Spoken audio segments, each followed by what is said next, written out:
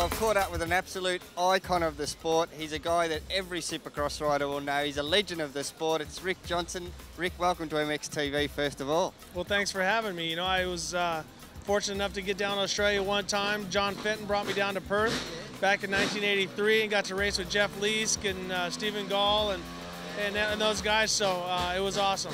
Mentioning that as well with Jeff Leask, he's the big KTM man down at Australia.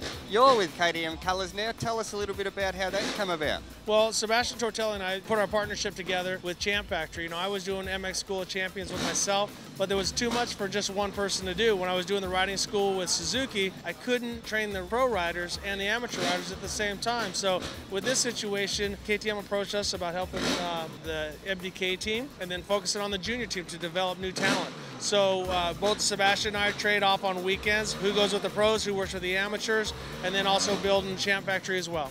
Now, I tell you what, there'd be a lot of amateurs out there that would love to have Rick Johnson in their corner. What's it like? The little kids must be in awe when they see you come around the corner, wouldn't they? Well, it's actually the little kids' parents. I guess if anyone's going to know who I was or, you know, who I am, it's their parents. And so with them, I have to rebuild their confidence because they don't know who I am. They watch me ride. They know that my techniques are that are solid, but they're more impressed with who I work with. You know, that I've worked with Ricky Carmichael, Brock Hepler, Sebastian Tortelli, and guys like that. That's where I have to gain their trust all over again, and that's the hard part because these kids, they weren't even born in the 80s.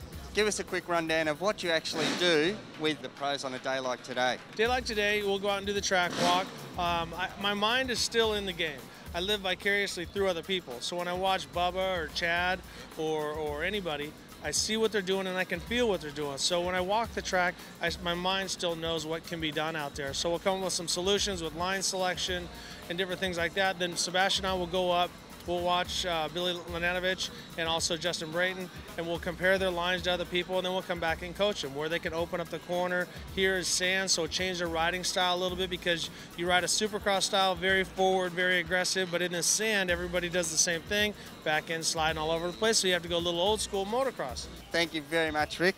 It's been Pleasure's all mine. fantastic, mate. It really has. Hope to see you back in Australia and catch up with Leaskey and Gawley. It'd be great. Sounds good. Take care.